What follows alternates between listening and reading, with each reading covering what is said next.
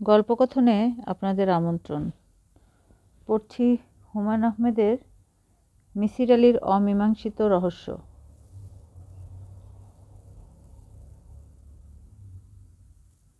এটি একটি মৃত্যুকে ঘিরে কাহিনী।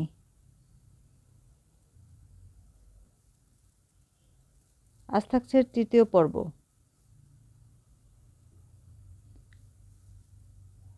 গল্প শুনতে ভালো লাগলে সাবস্ক্রাইব করার অনুরোধ রইল।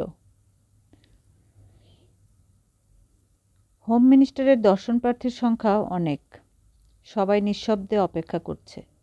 ডাক্তারের চেম্বারে রুগীরা যেমন চাপা অশান্তি নিয়ে অপেক্ষা করে, সবার অপেক্ষার ধরন সেরকম।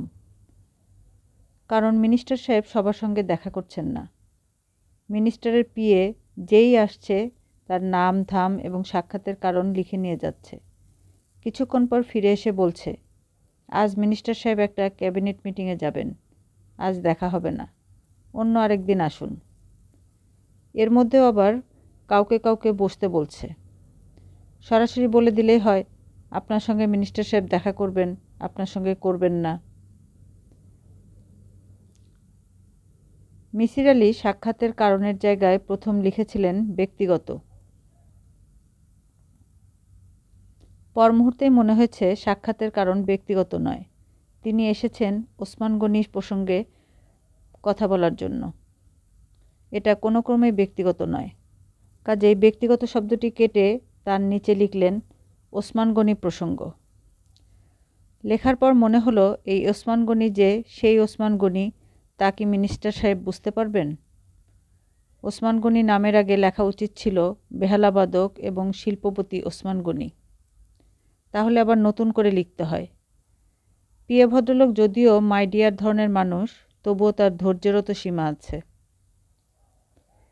মিসির আলি অন্যদের মতো অপেক্ষা করছেন। মিনিস্টার সাহেব ভেতরে ডেকে নেবার ব্যাপারে কী পদ্ধতি ব্যবহার করছেন তাও বোঝা যাচ্ছে না।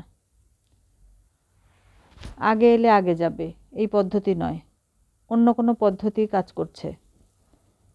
যে পদ্ধতিই হোক, সেই পদ্ধতিতে মিসির আলির নাম বোধ হয় সবার শেষে। সবারই ডাক পড়ছে, শুধু মিসির আলির ডাক পড়ছে না। 1টা বেজে গেছে। মিনিস্টার সাহেব নিশ্চয়ই দুপুরের খাবার খেতে যাবেন। ঠিক 1টা বাজতেই পিএ এসে বলল, আপনারা যারা বাকি আছেন তারা আগামী বুধবার আসুন। স্যার এখন লাঞ্চ ব্রেক নেবেন। 3টায় স্যারের ক্যাবিনেট মিটিং আছে। মিসির আলি অন্যদের সঙ্গে উঠে দাঁড়ালেন। পিএ তার কাছে এসে বলল, স্যার আপনি বসুন, স্যার আপনাকে বসতে বলেছেন। কতক্ষণ বসবো? তা তো স্যার বলতে পারছি না। চা খান, চা দিতে বলি। বলুন। মিসির আলি ভেবেছিলেন এই দুপুরে নিশ্চয়ই শুধু চা দেবে না। ভর দুপুরে খালি পেটে চা খাওয়া ঠিক না, তা মিনিস্টার সাহেবের পিএ নিশ্চয়ই জানেন।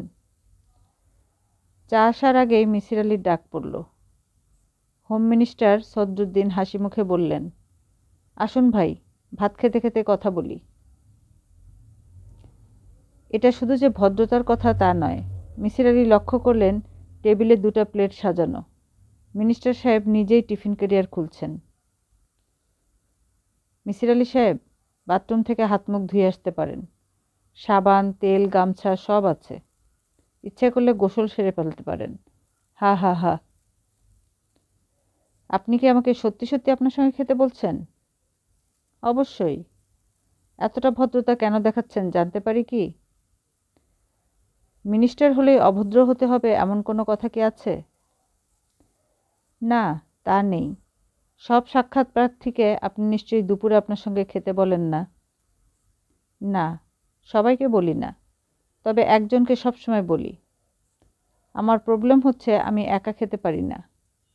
খাবার সময় কথা না বললে আমার পেটের ভাত হজম হয় না। এই জন্য যারা দেখা করতে আসে তাদের মাঝ থেকে একজনকে ঠিক করে রাখি, যার সঙ্গে ভাত খাবো। সেটা কিভাবে করেন? অ্যালফাবেটিক্যালি? দেখুন মিসির আলি সাহেব, খেতে বলেছি খাবেন, এত কথা কেন? মিসির আলি খেতে বসলেন। আয়োজন অতি সামান্য। পটল ভাজি, ট্যাংরা মাছের ঝোল, ডাল। ভাতের চালগুলোও মোটা মোটা, ইরি হবারই সম্ভাবনা। মিসির আলি সাহেব। জি, খেতে পারছেন তো? পারছি। খাবারের মান ভালো না। কি করব বলুন? মিনিস্টার হিসেবে যা পাই তাতে এর চেয়ে ভালো খাওয়া সম্ভব না। অধিকাংশ লোকের ধারণা আমরা রাজার হালে থাকি। আপনি হয়তো থাকেন না, অনেকেই থাকে।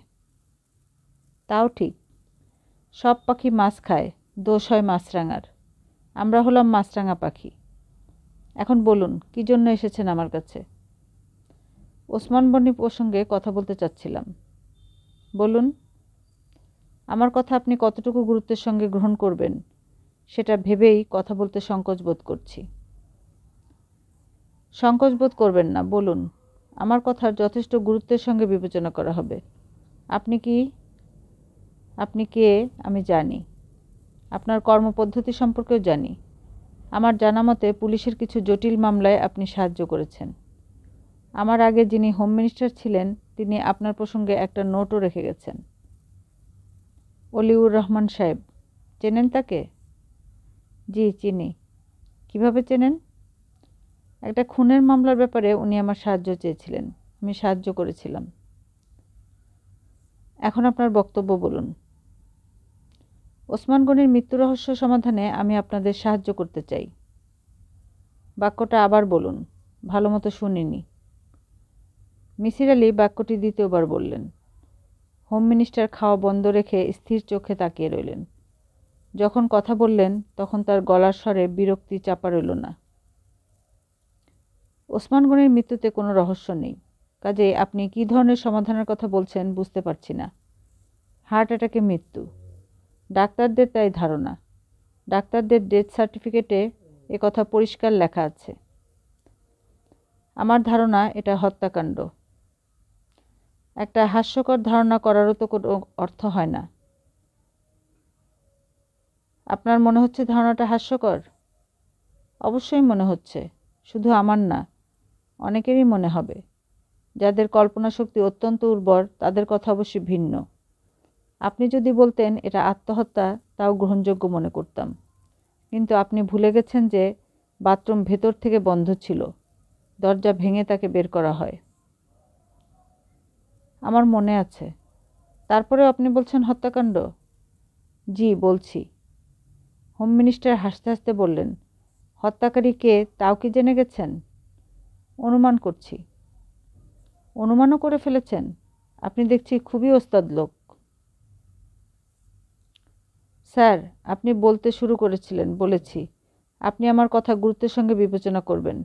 এখন কিন্তু তা করছেন না। আমার মনে হয় আপনার উচিত আমার কথা এক কথায় উড়িয়ে না দেওয়া। আমার অনুমান ক্ষমতা ভালো। অতীতে অনেকবার তার প্রমাণ দিয়েছি, ভবিষ্যতেও দেব। আপনি যেভাবে কথা বলছেন তাতে মনে হচ্ছে ভূত, ভবিষ্যৎ, বর্তমান সব আপনি চোখের সামনে দেখতে পান। মিসির আলি কিছু না বলে খাওয়া শেষ করে উঠলেন। বাথরুম থেকে হাত মুখ ধুয়ে এসে বললেন, আমি তাহলে যাই? বসুন, খানিকক্ষণ বসুন। পান আছে, পান খান। আমার পান খাওয়ার অভ্যাস নেই। পান এমন কিছু জটিল খাদ্য না যে তা খাবার জন্য অভ্যাস করতে হয়। মুখে দিয়ে চাবলেই পান খাওয়া হয়। এটা স্বাস্থ্যের জন্যও ভালো। দীর্ঘ সময় চিবানো হয় বলে প্রচুর জারক রস বের হয়ে হজমে সহায়তা করে। বসুন, নিজের হাতে পান বানিয়ে দেব, খেয়ে দেখুন। হোম মিনিস্টারের হাতে বানানো পান চিবুতে চিবুতে মিসির আলির মনে হলো এখানে আসা ঠিক হয়নি, দিনটাই নষ্ট হয়েছে। মিসির আলি সাহেব। জি। আপনার অনুমান শক্তি তো প্রবল। এখন বলুন দেখি, আমার সম্পর্কে আপনার কি অনুমান? সংক্ষেপে বলুন। কিছুক্ষণের মধ্যে আমাকে উঠতে হবে। নিন, সিগারেট টানতে টানতে বলুন। আপনার সিগারেটের অভ্যাস আছে তো? আছে। মিনিস্টার সাহেব নিজেই লাইট জ্বালিয়ে সিগারেট ধরিয়ে দিলেন। মিসির আলি সিগারেটে লম্বা টান দিয়ে বললেন, স্যার, আপনি ভান করতে পছন্দ করেন। শুধু পছন্দ না, ভান করাটা অত্যন্ত জরুরি বলে মনে করেন। আপনি অতি সাধারণ খাবারের ব্যবস্থা দুপুরে করেন এবং একজনকে সঙ্গে নিয়ে খান, যাতে সে প্রচার করতে পারে মিনিস্টার সাহেব কীরকম ভালো মানুষ এবং কত সাধারণ খাবার খায়। অর্থের অভাবে আপনি ভালো খাবার খেতে পারছেন না, অথচ বেনসন অ্যান্ড হেজেস সিগারেট ক্রমাগত টানছেন। আপনি খদ্দরের পাঞ্জাবি পরেছেন, কিন্তু যে ঘড়িটি আপনার হাতে আছে তার নাম রোলেক্স। আমি যতদূর জানি পৃথিবীর দামি ঘড়ির মধ্যে এটি একটি, প্রায় লাখখানেক টাকা দাম। যিনি খদ্দরের পাঞ্জাবি পরবেন তিনি হাতে দেবেন 200-300 টাকা দামের ঘড়ি, এটাই স্বাভাবিক। তবে এই ঘড়ি আপনি নিজের টাকায় কেনেননি, উপহার হিসেবে পেয়েছেন। এই একটা ব্যাপার অবশ্য আছে। উপহার হিসেবে পেয়েছেন এটা কি করে অনুমান করেছি ব্যাখ্যা করব? মিনিস্টার সাহেব আরেকটি সিগারেট ধরতে ধরতে বললেন, তার প্রয়োজন নেই। আপনার অনুমান শক্তি ভালো, স্বীকার করছি। তাহলে কি আমি ধরে নিতে পারি আপনি আমাকে ওসমান গনি হত্যা রহস্য নিয়ে কাজ করার অনুমতি দেবেন? আপনার অতিরিক্ত আগ্রহের কারণ কি? আমার আগ্রহের কারণ হচ্ছে আমি এই রহস্যের সঙ্গে জড়িয়ে পড়েছি, কিংবা বলা যায় আমাকে জড়িয়ে ফেলা হয়েছে। সেই অংশ আপনার অজানা নয়। ওসমান গনি সাহেবকে আমি একটি চিরকুট লিখি। তিনি ওই চিরকুট পাওয়ার পর আপনাকে টেলিফোন করেন। হোম মিনিস্টার শুকনো গলায় বললেন, ঠিক আছে, আপনি রহস্য উদ্ধারের চেষ্টা করুন। কেস সিআইডির হাতে দিয়ে দিচ্ছি। ওদের একজন বিশেষজ্ঞ হিসেবে আপনি কাজ করবেন। পুলিশ প্রয়োজনে বিশেষজ্ঞের সাহায্য নিতে পারে, সেই হিসেবে এই সাহায্য চাওয়া হবে। আপনাকে অসংখ্য ধন্যবাদ। মিসির আলি উঠে দাঁড়ালেন। হোম মিনিস্টার তার দিকে তাকিয়ে আছে বিরক্ত চোখে। মিসির আলি সেই বিরক্তি অগ্রাহ্য করে হাসি মুখে বললেন, স্যার যাই। আপনাকে ধন্যবাদ।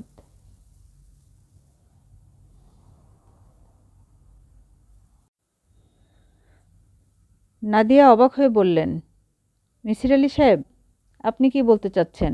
আমি বুঝতে পারছি না। আপনি বলতে চাচ্ছেন যে আপনাকে দায়িত্ব দেওয়া হয়েছে আমার বাবার মৃত্যু নিয়ে তদন্ত চালাতে? পুলিশ আপনাকে এই দায়িত্ব দিয়েছে? জি, হোম ডিপার্টমেন্টের চিঠি আছে। আপনি কি পড়তে চান? না, পড়তে চাই না। চিঠি আপনার কাছে থাকুক। আমি বুঝতে পারছি না এখানে তদন্তের কি আছে। হার্ট ফেলিওরে যারা মারা যায় তাদের সবার বেলাতেই কি তদন্ত হয়? সাধারণ একটি মৃত্যু। মৃত্যু সাধারণ কিনা এ বিষয়ে আপনার নিজেরও কিন্তু সন্দেহ আছে। শুরুতে আপনি আমাকে বলেছিলেন আপনার ধারণা এটা আত্মহত্যা। আমি তখন গভীর শোকের মধ্যে ছিলাম। প্রবল শোকে মানুষের চিন্তা ভাবনা এলোমেলো হয়ে যায়। সহজ জিনিসকে জটিল মনে হয়, এটাই স্বাভাবিক। আপনার কি তা মনে হয় না? হ্যাঁ, মনে হয়। আপনি ঠিকই বলেছেন। তার চেয়েও বড় কথা, বাবা মারা গেছেন বাথরুমে। দরজা ভেতর থেকে বন্ধ ছিল। পুলিশের উপস্থিতিতে দরজা ভাঙা হয়। তাও জানি। তাহলে ঝামেলা করতে চাইছেন কেন? আমি কোনো ঝামেলা করতে চাইছি না। ঝামেলা আমি একেবারেই পছন্দ করি না। আমি শুধু এ বাড়ির মানুষদের কিছু প্রশ্ন করে চলে যাব। একদিন, বড়জোর 2 দিন লাগবে। পুলিশের কী কারণে সন্দেহ হলো যে বাবার মৃত্যু তদন্তযোগ্য একটি বিষয়? পুলিশের সন্দেহ হয়নি, তারা ডাক্তারের সার্টিফিকেট মেনে নিয়েছে। সন্দেহটা হয়েছে আমার। সন্দেহ হবার কারণ কি? অনেক কারণ আছে। একটা কারণ বলুন। দরজা ভেঙে আপনার বাবাকে বের করতে হলো, এটাই সন্দেহের প্রধান কারণ। আমি আপনাদের বাথরুম দেখেছি। জাস্ট এ মিনিট, বাথরুম কখন দেখলেন? প্রথম যেবার এ বাড়িতে এসেছিলাম, আপনার বাবার ডেড বডি বিছানায় শোয়ানো, তখন ঘরের সঙ্গে লাগোয়া বাথরুমের দিকে তাকালাম। মিসির আলি সাহেব, আপনার অবগতির জন্য জানাচ্ছি যে ওই বাথরুমে বাবা মারা যাননি। তাতে অসুবিধা নেই। একটা বাথরুম দেখে অন্য বাথরুমগুলো সম্পর্কে ধারণা করা যায়। আমি বাথরুমের লক সিস্টেম আগ্রহ নিয়ে দেখলাম। ভেতর থেকে লক করা যায়। একবার লক করলে বাইরে থেকে খোলা যায় না। তবে বাইরে থেকে চাবি দিয়ে খোলা যায়। যায় না? হ্যাঁ, যায়। আপনার বাবার বাথরুম ছিল ভেতর থেকে তালাবদ্ধ। খুব সহজেই বাইরে থেকে চাবি দিয়ে দরজাটা খোলা যেত। তা না করে আপনারা পুলিশ ডেকে আনলেন। নাদিয়া হেসে ফেললেন। তার চোখে মুখে এতক্ষণ যে কঠিন ভাব ছিল তা দূর হয়ে গেল। তিনি হালকা গলায় বললেন, নিন মিসির আলি সাহেব, চা নিন। চা খেতে খেতে কথা বলি। মিসির আলি সিগারেট ধরালেন। নাদিয়া হাসি মুখে বললেন, আপনার কথা সত্যি। চাবি দিয়ে বাথরুমের দরজা খোলা যায়। এ বাড়ির প্রতিটি দরজাই এরকম। এ বাড়িতে বাথরুম নিয়ে ঘরের সংখ্যা হচ্ছে 33। 33টি চাবির একটি বড় গোছা। কোনো চাবিতে নম্বর দেয়া নেই, কারণ চাবিগুলো ব্যবহার করা হয় না। 33টি চাবি থেকে একটা বাথরুমের চাবি অনুমানের উপর বের করা অসম্ভব ব্যাপার। তাছাড়া চাবির গোছা থাকে বাবার কাছে। তিনি তা কোথায় রেখেছেন তা আমাদের জানা নেই। এখন একজন বুদ্ধিমান লোক হিসেবে আপনি আমাকে বলুন, এই অবস্থায় আমাদের কি করা উচিত? চাবির গোছা খুঁজে বেড়ানো উচিত না দরজা ভাঙা উচিত? দরজা ভাঙা উচিত। সেই কাজটি আমরা করেছিলাম। আরেকটি কথা, পুলিশকে ডেকে এনে দরজা ভাঙা হয়নি। দরজা যখন ভাঙা হচ্ছে তখনই পুলিশ চলে আসে। সম্ভবত আপনার জানা নেই, 2জন পুলিশ সেন্ট্রি আমাদের বাড়ি পাহারা দেয়। হইচই শুনে তারা নিচে থেকে উপরে চলে আসে। আমার কথাগুলো কি আপনার কাছে গ্রহণযোগ্য বলে মনে হচ্ছে? জি, মনে হচ্ছে। এরপরেও আপনি তদন্ত চালিয়ে যেতে চান? যদি আপনি অনুমতি দেন তবেই তদন্ত চালাবো। আমি অনুমতি দিলাম। এ বাড়িতে যারা আছে তাদের জিজ্ঞাসাবাদ করুন, ঘুরে ফিরে দেখুন। সবচেয়ে ভালো হয় কি করলে জানেন? সবচেয়ে ভালো হয় যদি আপনি অতিথি হিসেবে এ বাড়িতে উঠে আসেন। যতদিন আপনার দরকার এ বাড়িতেই থাকবেন, খাওয়া দাওয়া এখানে করবেন, তদন্তের কাজ শেষ হলে চলে যাবেন। এতে আমার নিজেরও সুবিধা হয়। কি সুবিধা? আপনার পাশাপাশি থেকে তদন্তের ধারাটা দেখতে পারি। বইপত্রে পড়েছি ডিটেকটিভরা কী করে খুনি পাকড়াও করে, বাস্তবে কখনো দেখিনি। আপনার কারণে সেই সুযোগ পাওয়া যাবে। মিসির আলি বললেন, আপনার কি করে ধারণা হলো যে আমি খুনি ধরতে এসেছি? সঙ্গত কারণেই এ ধারণা হয়েছে। স্বাভাবিক মৃত্যু কিংবা আত্মহত্যা, এই 2 কারণে তদন্তের জন্য বিশেষজ্ঞ আনা হয় না। খুন টুন হলে তবেই বিশেষজ্ঞ আসে। আমি কি ভুল বলেছি? না, ভুল বলেননি। আপনি তাহলে আসছেন এ বাড়িতে? জি, আসছি। তাহলে দেরি করবেন না, আজই চলে আসেন। দি আর্লিয়ার দি বেটার। এক সুটকেস বই এবং এক সুটকেস কাপড় চোপড় নিয়ে সন্ধ্যাবেলা মিসির আলি রোজ ভিলায় উঠে এলেন। আব্দুল মজিদ নামের মধ্যবয়স্ক এক লোক তাকে থাকার ঘর দেখিয়ে দিল। বিরাট ঘর, অ্যাটাচড বাথরুম। সেই বাথরুমও বিশাল, বাথটাব আছে, ঠান্ডা পানি গরম পানির ব্যবস্থা আছে। বাথরুমে যে ব্যাপারটা তাকে সবচেয়ে বেশি আকর্ষণ করলো তা হলো বড় একটা ঘড়ি। এখন পর্যন্ত কোনো বাথরুমে তিনি ঘড়ি দেখেননি। ঘরের আসবাবপত্রের রুচির ছাপ স্পষ্ট। খাটের পাশে বেডসাইড কার্পেট, এক কোণায় জানালার পাশে লেখার টেবিল, টেবিলে কাগজ কলম খাম পোস্টেজ স্ট্যাম্প থরথরে সাজানো, অন্য প্রান্তে বিশাল ওয়ার্ড্রোব, দেয়ালে রেনোয়ার 2টি ছবির প্রিন্ট, 2টি অপূর্ব প্রিন্ট মনেই হয় না। ঘরে কোনো আয়না নেই, এই একমাত্র ত্রুটি। আব্দুল মজিদ? জি স্যার। ঘর খুব পছন্দ হয়েছে। এত সুন্দর করে সব সাজানো, কিন্তু কোনো আয়না নেই। ব্যাপারটা কি বলুন তো? ড্রেসিং রুম স্যার আলাদা, আয়না ড্রেসিং রুমে। মিসির আলির বিস্ময়ের সীমা রইল না যখন দেখলেন এই ঘরের সঙ্গে লাগোয়া 2টি ঘর আছে, একটি বসার ঘর, একটি ড্রেসিং রুম। বসার ঘরে টেলিফোন এবং ছোট টিভি সেট আছে। স্যার, আপনার খাবার কি এইখানে দিয়ে যাব না ডাইনিং টেবিলে গিয়ে খাবেন? এইখানেই দিয়ে যাবেন। ডিনার কখন দেব স্যার? আমি একটু রাত করে খাই, 10টার দিকে। জি আচ্ছা স্যার। এখন কি চা দিয়ে যাব? 1 কাপ চা পেলে মন্দ হয় না। তার আগে আপনি আমার কয়েকটা প্রশ্নের জবাব দিন। স্যার, আপনি আমাকে তুমি করে বলবেন। আচ্ছা, তুমি করেই বলবো। প্রশ্নের জবাব দিতে কি কোনো অসুবিধা আছে? জি না স্যার, অসুবিধা নেই। আপা বলে দিয়েছেন আপনি যা জানতে চান তা যেন বলি। আপা যদি বলতো ওর প্রশ্নের জবাব দিও না, তাহলে কি জবাব দিতে না? মজিদ চুপ করে রইল। মিসির আলি বললেন, বসো মজিদ। মজিদ বলল, আমি বসবো না স্যার, যা বলার দাঁড়িয়ে দাঁড়িয়ে বলবো। বেশ, তাহলে প্রশ্ন করি। খুব সহজ প্রশ্ন। তুমি কতদিন এ বাড়িতে আছো? 11 বছর।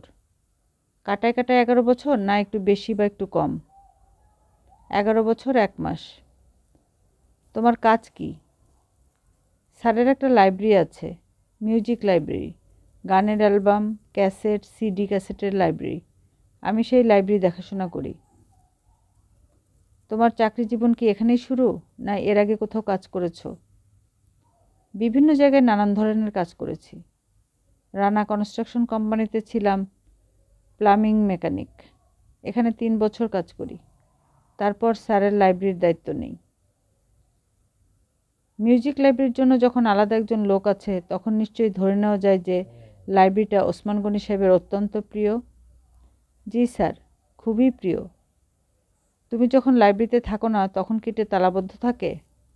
জি স্যার, তালাবদ্ধ থাকে। এই বাড়ির সব ঘরের জন্য চাবি আছে। সেই চাবির গোছা কার কাছে থাকে? স্যারের কাছে। তবে এই ঘরের চাবি আমার কাছে থাকে। এখন ওই চাবিগুলো কোথায়? লাইব্রেরি ঘরের ড্রয়ারে। এনে দেবো স্যার? না, আনতে হবে না। ওসমান গনি সাহেব যখন বাথরুমে আটকা পড়ল, হইচই হতে থাকে, তখন তুমি কোথায় ছিলে? লাইব্রেরি ঘরে। হইচই শুনে ছুটে গেলে? জি না স্যার, আমি যাইনি। আমি কিছু বুঝতে পারিনি। লাইব্রেরি ঘরে আছে এয়ার কুলার, এই জন্য দরজা জানলা বন্ধ থাকে। ওই রাতে এয়ার কুলার চালু ছিল, দরজা জানলা ছিল বন্ধ, বাইরের কোনো শব্দ কানে আসেনি। তুমি কখন জানতে পারলে? ঘটনার 2 ঘন্টা পর।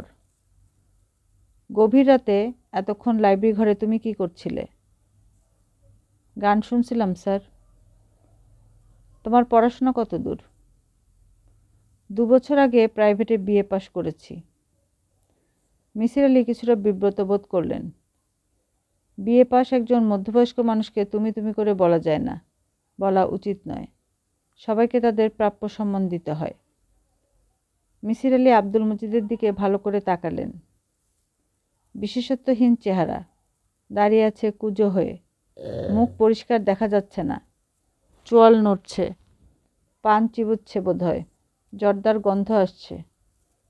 মিসির আলি বললেন, ওসমান গনি সাহেবের স্ত্রীও তো বাথরুমে মারা যান, তাই না?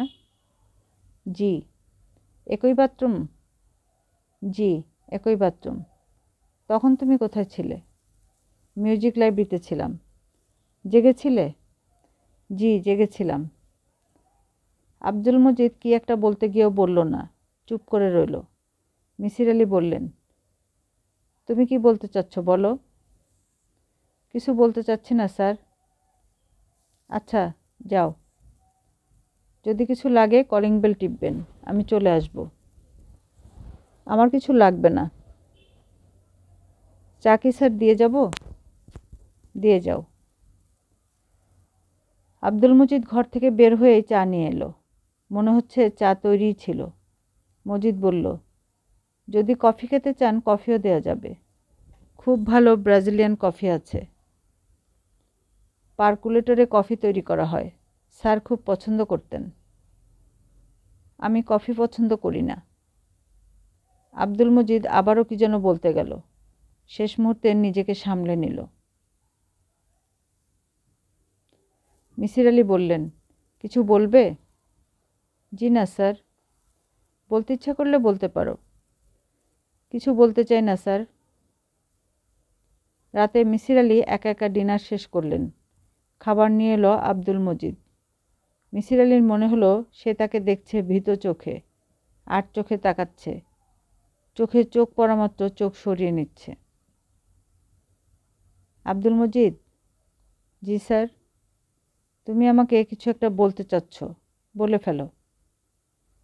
আব্দুল মজিদ মাথা নিচু করে নিচু গলায় বলল, রাত 12টার পর যদি বাথরুমে যান, তাহলে বাথরুমের দরজা বন্ধ করবেন না। কেন? একটু অসুবিধা আছে স্যার। কি অসুবিধা? দরজা খোলা যায় না। দরজা খোলা যায় না মানে? ভৌতিক কিছু ব্যাপার আছে স্যার, আপনি হয়তো বিশ্বাস করবেন না। দরজা আপনা আপনি বন্ধ হয়ে যায়, আর খোলে না। মিসির আলি সহজ গলায় বললেন, রাত 12টার পর বাথরুমে গেলে এবং দরজা বন্ধ করলে আপনা আপনি দরজা বন্ধ হয়ে যায়? সব সময় হয় না স্যার, মাঝে মাঝে হয়। তোমার ধারণা ব্যাপারটা ভৌতিক? জি স্যার। আচ্ছা, আমি মনে রাখব। সাবধান করে দেবার জন্য ধন্যবাদ। আব্দুল মজিদ মাথা চুলকাতে চুলকাতে বলল, আপাকে এটা না বললে খুব ভালো হয় স্যার, আপা শুনলে রাগ করবেন। আমি কাউকে কিছু বলবো না। আপনার কি পান খাওয়ার অভ্যাস আছে স্যার? পান নিয়ে আসবো? আনো, পান আনো, তবে জর্দা দিও না, আমি জর্দা খাই না। রাত 11টায় মিসির আলি ঘুমোতে যাবার কথা, তিনি 12টা পর্যন্ত জেগে রইলেন, বাথরুমের দরজার ব্যাপারটা পরীক্ষা করার জন্য। 12টা 10 মিনিটে বাথরুমে ঢুকলেন, দরজা বন্ধ করলেন, যথাসময়ে বের হয়ে এলেন। দরজা খুলতে কোনো সমস্যা হলো না, তবে রাতে তার ভালো ঘুম হলো না। অস্বস্তি বোধ করতে লাগলেন, বারবার ঘুম ভেঙে গেল। দুঃস্বপ্নও দেখলেন। সেই দুঃস্বপ্নে লম্বা একটি মানুষ এসে বলল, মিসির আলি সাহেব, আপনি সোনার দাঁত কিনবেন? আমার কাছে সোনার দাঁত আছে, খাঁটি সোনা। মিসির আলি বললেন, না, আমি সোনার দাঁত কিনব কেন? আপনাকে স্যার কিনতেই হবে। এই কে আছিস? স্যারের কয়েকটা দাঁত টেনে তুলে ফেল। দেখি দাঁত না কিনে স্যার যায় কোথায়? লোকটির কথা শেষ হতেই বাথরুমের দরজা খুলে সারাশি হাতে একটা ভয়ঙ্কর দর্শন মানুষ বের হলো। মিসির আলি ছুটছেন, লোকটাও সারাশি হাতে পিছনে পিছনে ছুটছে। রাত 3টার দিকে ঘুমের আশা ছেড়ে দিয়ে বারান্দায় বেতের চেয়ারে বসলেন। তাকে থাকতে দেওয়া হয়েছে একতলায়। দোতলায় পায়ের শব্দ হচ্ছে, চটির ফটফট শব্দ আসছে। কেউ একজন বারান্দায় এক মাথা থেকে অন্য মাথায় যাচ্ছে এবং আসছে। নিশ্চয়ই নাদিয়া। কড়া নাড়তেই দরজা খুলল। অতসী মুখ বের করল। মিসির আলি বললেন, ভালো আছো অতসী? অতসী স্থির চোখে তাকিয়ে রইল। তোমার বাবা বাসায় আছে তো? অতসী জবাব দিল না। মিসির আলি বললেন, আমি ভেবেছিলাম তোমরা আসবে আমার কাছে, তোমরা এলে না, শেষে নিজেই এলাম। ঠিকানা বদলেছ, খুঁজে বের করতে কিছু সময় লেগেছে। আজকে তোমার বাবার সঙ্গে দেখা করা যাবে? না, আজও যাবে না? যাবে। তাহলে দরজা থেকে সরে দাঁড়াও, ঘরে ঢুকি। অতসী দরজা থেকে সরে দাঁড়ালো। মিসির আলি বললেন, তুমি আমাকে দেখে অবাক হয়েছ? অতসী নিচু গলায় বলল, না, অবাক হয়নি। আপনি আসবেন আমি জানতাম। বসুন, বাবাকে ডেকে দিচ্ছি। অতসী ভেতরে চলে গেল। আম্বিকাবাবু প্রায় সঙ্গে সঙ্গেই ঢুকলেন। লুঙ্গি পরা, খালি গা, কাঁধের উপর ভেজা গামছা। তিনি অবাক হয়ে মিসির আলির দিকে তাকিয়ে রইলেন। তার মেয়ের মতো তিনিও পলক না ফেলে তাকিয়ে থাকতে পারেন।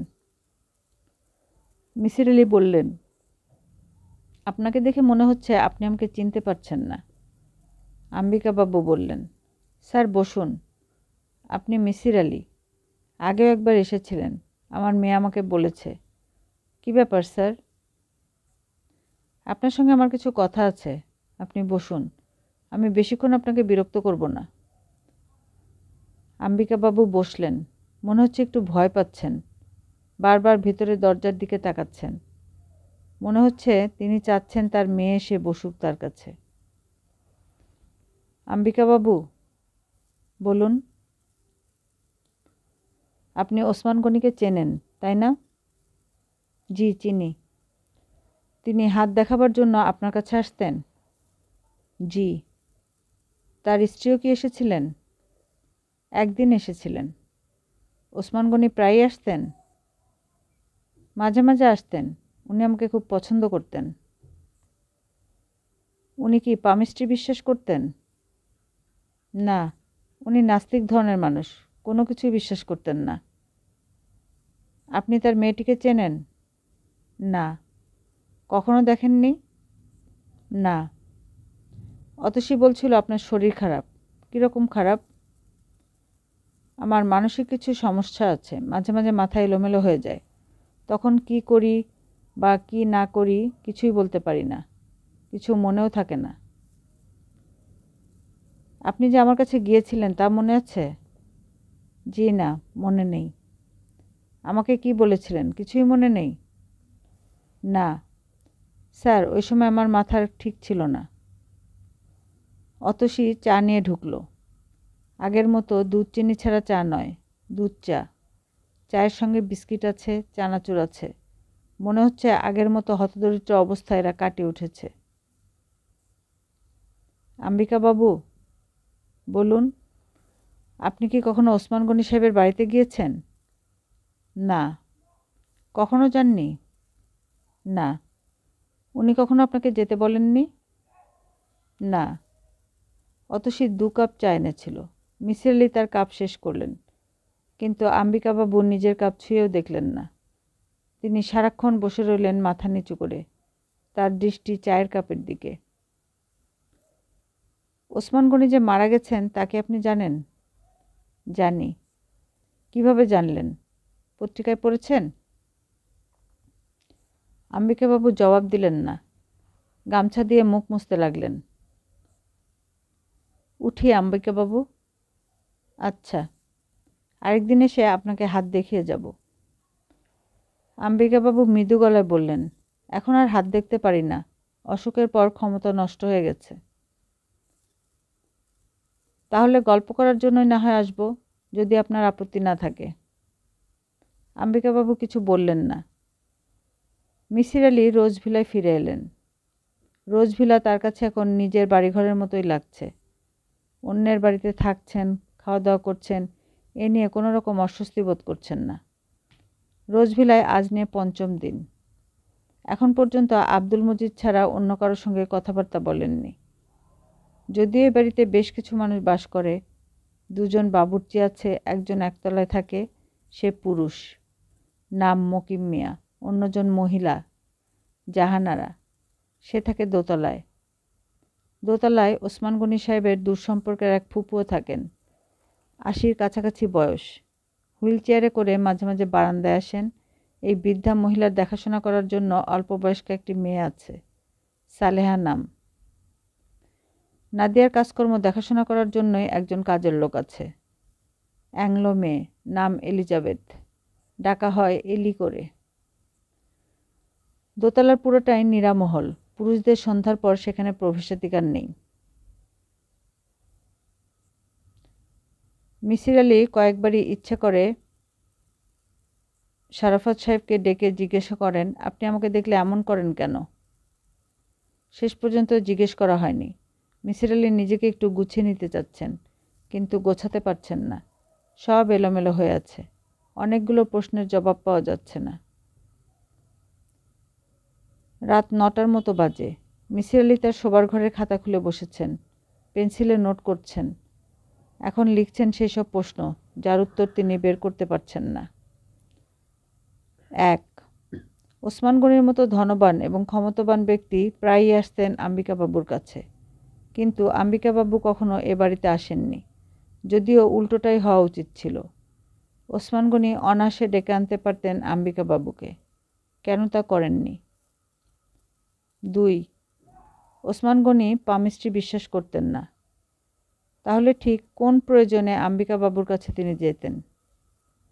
আম্বিকাবাবুর কথা অনুযায়ী ওসমান গনি তাকে খুব পছন্দ করতেন। কেন পছন্দ করতেন? আম্বিকাবাবুর চরিত্রের কোন দিকটি তাকে আকৃষ্ট করেছিল? 3.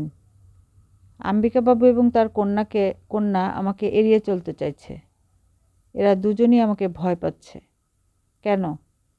আমার সঙ্গে যাতে দেখা না হয় সে কারণে এরা বাড়ি ছেড়ে অন্য জায়গায় চলে গেল। কেন? দরজায় টোকা পড়ছে। মিসির আলি বললেন, কে? স্যার, আমি মজিদ, রাতের খাবার নিয়ে এসেছি স্যার। মিসির আলি উঠে দরজা খুলে দিলেন। মজিদ বলল, খাওয়া শেষ হবার পর আপা তার সঙ্গে আমাকে দেখা করতে বলেছেন। আমি দোতলায় যাব না তিনি নিচে নেমে আসবেন? স্যার, আমি আপনাকে দোতলায় নিয়ে যাব। নাদিয়া দোতলার বারান্দায় অপেক্ষা করছিলেন। মিসির আলি ঢুকতেই হাসি মুখে বললেন, কেমন আছেন মিসির আলি সাহেব? ভালো। আপনার তদন্ত কেমন এগুচ্ছে? বসুন। বলুন তো কী জন্য ডেকেছি? বুঝতে পারছি না। জ্যোৎস্না দেখার জন্য ডেকেছি। বারান্দা থেকে সুন্দর জ্যোৎস্না দেখা যায়। ঘরে এবং বাগানে সব বাতি নিভিয়ে দিতে বলবো। তখন দেখবেন কি সুন্দর জ্যোৎস্না। স্ট্রিট ল্যাম্পগুলো সবসময় ডিস্টার্ব করে, তবে সৌভাগ্যক্রমে আজ স্ট্রিট ল্যাম্প জ্বলছে না। অ্যাংলো মেয়েটি চায়ের ট্রে নিয়ে ঢুকল। মেয়েটির মুখ ভাবলেশীন, কেমন পুরুষালী চেহারা।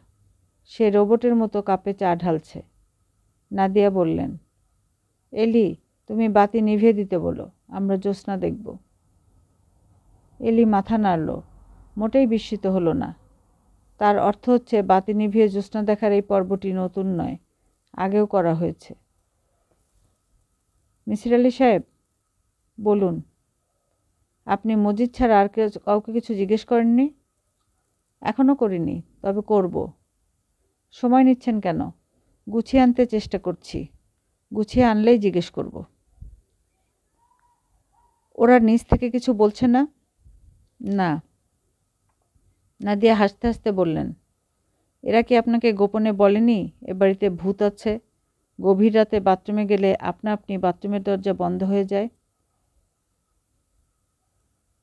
মজিদ নিশ্চয়ই ইতিমধ্যে আপনাকে এই কথা বলেছে এবং অনুরোধ করেছে যেন আমি না জানি। কি করেনি? করেছে।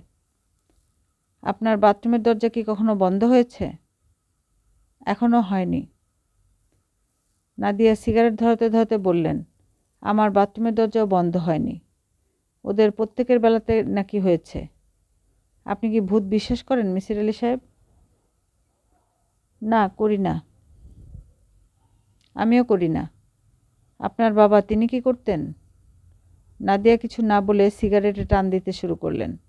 হাতের ইশারায় এলিজাবেথকে চলে যেতে বললেন। এলিজাবেথ চলে গেল এবং তার প্রায় সঙ্গে সঙ্গে ঘরের সব বাতি নিভে গেল। নাদিয়া বললেন, খুব সুন্দর জ্যোৎস্না, তাই না মিসির আলি সাহেব? হ্যাঁ, খুব সুন্দর। আপনি কিন্তু আমার প্রশ্নের জবাব দেননি। আপনার বাবা কি ভূত বিশ্বাস করতেন? তিনি নাস্তিক ধরনের মানুষ ছিলেন, কিন্তু শেষের দিকে ভূতপ্রেত বিশ্বাস করা শুরু করলেন। কেন? ঠিক বলতে পারবো না কেন, তাকে কখনো জিজ্ঞেস করিনি। মিসির আলি বললেন, বাথরুমের দরজা বন্ধ হওয়া সংক্রান্ত ভয় পাওয়া শুরু হলো তখন। আপনার মার মৃত্যুর পর না তারও আগে? তারও আগে। এর একটা ঘটনা আছে, ঘটনাটা আপনাকে বলি। আপনার তদন্তে সাহায্য হতে পারে। আপনি পা উঠিয়ে আরাম করে বসুন, টিপট ভর্তি চা খেতে খেতে গল্প শুনুন। তার আগে বলুন, জ্যোৎস্না কেমন লাগছে? ভালো লাগছে। জ্যোৎস্না দেখার এই কায়দা কার কাছ থেকে শিখেছি জানেন? বাবার কাছ থেকে। তিনি এইভাবে জ্যোৎস্না দেখতেন। যে রাতে খুব পরিষ্কার জ্যোৎস্না হতো, তিনি টেলিফোন করে দিতেন মিউনিসিপ্যালিটির মেয়র সাহেবকে। তারা বাসার সামনে স্ট্রিট লাইটের বাতি নিভিয়ে দিত।